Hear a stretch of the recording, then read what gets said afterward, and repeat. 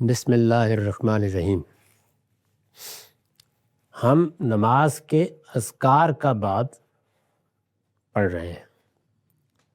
میں یہ عرض کر چکا ہوں کہ نماز کے اذکار میں اللہ اکبر، سمع اللہ لمن حمدہ، السلام علیکم، یہ مقررہ اذکار ہیں۔ ان کے علاوہ دو ہی چیزیں ہیں جو نماز میں لازماً ہونی چاہیے: سورہ فاتحہ اور اس کے ساتھ قرآن کا کوئی حصہ ملانا۔ یہ نماز کے لیے مقرر کردہ اذکار ہیں۔ ان میں نہ کوئی تبدیلی ہو سکتی ہے، نہ کوئی تغیر ہو سکتا ہے، نہ کوئی تقدیم تاخیر ہو سکتی ہے۔ یہ جس طرح مقرر کر دیے گئے ہیں قیامت تک اسی طرح ہوں گے۔ ان کے علاوہ نماز میں کوئی ذکر مقرر نہیں کیا گیا۔ باقی سب چیزیں لوگوں کے اختیار پر چھوڑ دیے گئے ہیں۔ یہی وہ اذکار ہیں جن کی زبان ہر حال میں عربی رہے گی، اور اس طرح گویا مراکش سے انڈونیشیا تک اور دنیا کے ایک کونے سے دوسرے کونے تک ہر جگہ ایک وحدت کے ساتھ نماز پڑھی جائے گی۔ لیکن وہ اذکار جو ہم اپنے دل میں کرتے ہیں ان کا انتخاب بھی ہم نے کرنا ہے، کیا کریں گے کیا نہیں کریں گے۔ ان کی زبان بھی ہماری بھی ہو سکتی ہے، وہ عربی زبان میں بھی ہو سکتے ہیں۔ اس میں رسول اللہ صلی اللہ علیہ وسلم کے اذکار کیا تھے، صحابہ کے کیا تھے، یہ ہم ان کا مطالعہ کر رہے ہیں۔ تو اس سے پیچھے جو دو روایتیں تھیں ان میں بالکل واضح ہو گیا کہ لازمی طور پر سورہ فاتحہ پڑھی جائے گی، اور جیسے کہ روایت میں آیا فصاعداً، یعنی اس کے بعد کوئی بھی قرآن مجید کا حصہ، اس کو پھر مقرر نہیں کیا گیا، یعنی قرآن میں سے آپ جو انتخاب چاہیں کر لیں۔ اسی ذیل میں اب یہ روایت ہے وعن انس ان النبی صلی اللہ علیہ وسلم و ابا بکر و عمر رضی اللہ عنہما کانوا یفتتحون الصلاۃ بالحمد للہ رب العالمین۔ یہ مسلم کی روایت ہے، اس کا رقم ہے 824۔ اس میں در حقیقت اس اختلاف کے بارے میں گفتگو ہو رہی ہے کہ سورہ فاتحہ تو پڑھنی ہے، لیکن ہم جانتے ہیں کہ سورہ الحمدللہ رب العالمین سے شروع ہوتی ہے۔ قرآن مجید میں ہر سورت کے شروع میں سورہ توبہ کے علاوہ بسم اللہ الرحمن الرحیم لکھی ہے۔ تو بعد کے لوگوں میں یہ بحث پیدا ہو گئی کہ ہم جب سورہ فاتحہ پڑھتے ہیں تو کیا بسم اللہ الرحمن الرحیم بلند آواز سے نہیں پڑھیں گے، یعنی قرات کیسے شروع کریں گے؟ پڑھنی تو دو ہی چیزیں، سورہ فاتحہ، اور وہ یہ معلوم ہے کہ فجر کی نماز میں بھی بلند آواز سے پڑھی جاتی ہے، اسی طرح سے مغرب کی نماز میں، عشاء کی نماز میں۔ تو اس کی ابتدا کہاں سے ہوگی، بسم اللہ الرحمن الرحیم سے یا جہاں سے سورہ شروع ہوتی ہے؟ تو یہ بیان کر رہے ہیں، اور انس ہے نبی صلی اللہ علیہ وسلم کے خادم خاص، کہ نبی صلی اللہ علیہ وسلم، ابو بکر، عمر، انہوں نے تینوں کا زمانہ پایا ہے رضی اللہ عنہما، وہ نماز میں قرات کی ابتدا الحمدللہ رب العالمین سے کرتے تھے، یعنی بسم اللہ الرحمن الرحیم بلند آواز سے نہیں پڑھی جاتی تھی۔ یہی ہمارے ہاں عام روایت بھی ہے اس وقت، تاہم بعض لوگ اس سے اختلاف کرتے ہیں، وہ آگے زیر بحث آ جائے گا۔ وعن ابی ہریرہ قال قال رسول اللہ صلی اللہ علیہ وسلم اذا امن الامام فامنوا فإنه من وافق تامینہ تامیر الملائکہ غفر له ما تقدم من ذنبہ۔ یہ بخاری اور مسلم دونوں کی روایت ہے۔ اس سے پچھلی روایت کا رقم 824 تھا، اس کا 825 ہے۔ ابو ہریرہ بیان کرتے ہیں کہ رسول اللہ صلی اللہ علیہ وسلم نے فرمایا، جب امام آمین کہے تو تم بھی آمین کہا کرو۔ یہ بات یاد رکھو کہ جس کی آمین ملائکہ کی آمین سے موافق ہو گئی، اللہ تعالیٰ اس کے جو پہلے کے گناہ ہیں وہ معاف کر دیتا ہے۔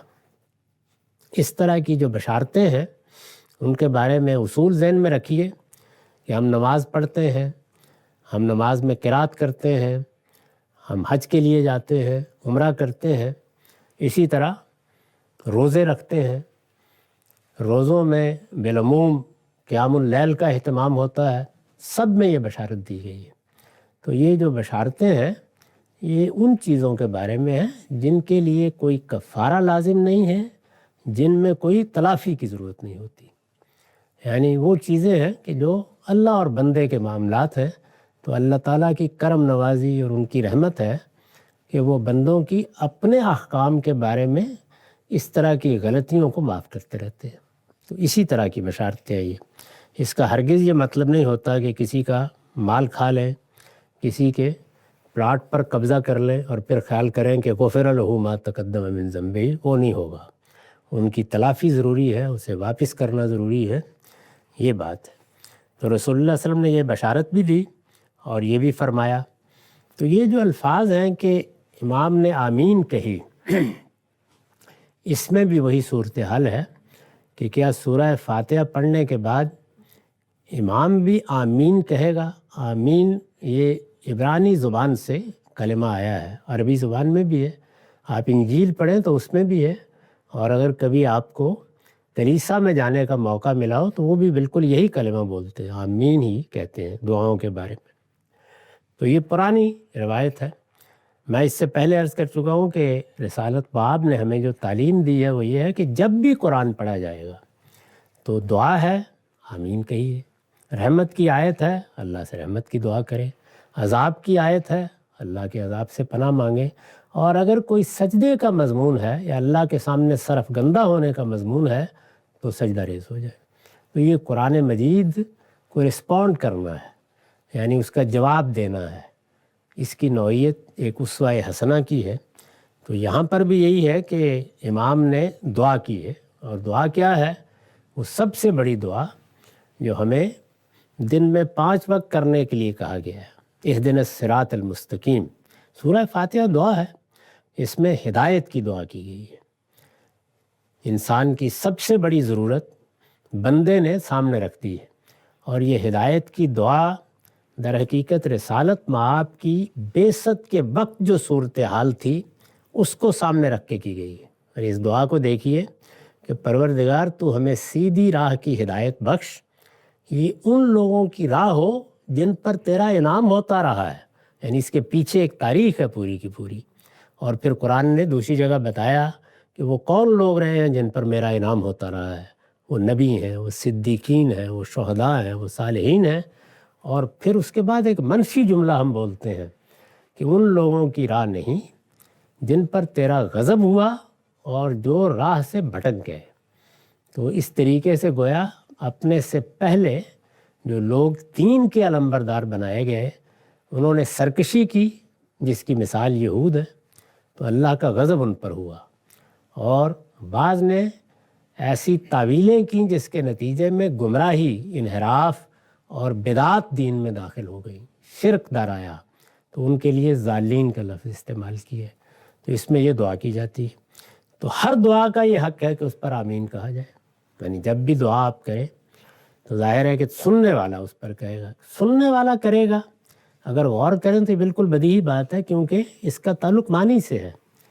یعنی میں نے دعا کی پروردگار مجھے سیدھی راہ کی ہدایت دے، یا ہمیں سیدھی راہ کی ہدایت دے، جیسے کہ اہدنا الصراط المستقیم کا ترجمہ ہے. آمین کا مطلب ہے میں اس کی تائید کرتا ہوں، سیکنڈ کرتا ہوں. تو یہ جملہ بولا نہیں جا سکتا خود دعا کرنے والے کی طرف سے. تو اس وجہ سے یہاں جو کہا کہ جب امام آمین کہے تو یہ آمین کی جگہ پر پہنچے کے معنی میں ہے. بعض موقعوں پر اس طرح سے بھی تعبیریں اختیار کر لی جاتی ہیں.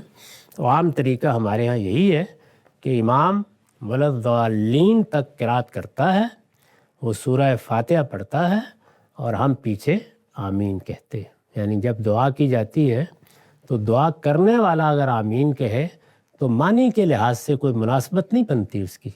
یعنی تائید کرنے کے معنی میں ہے جملہ، یہ دعا قبول کر لیں کے معنی میں نہیں ہے. تو اس وجہ سے اپنے معنی کے لحاظ سے یہ سننے والوں ہی کو بولنا چاہیے. میں نے عرض کیا تھا کہ اس میں ہم وہ چیزیں دیکھیں گے جو نماز کے اذکار سے متعلق ہیں. تو لازمی اذکار میں سورہ فاتحہ سے متعلق جو چیزیں ہیں وہ ہم نے کچھ آج پڑھی ہیں.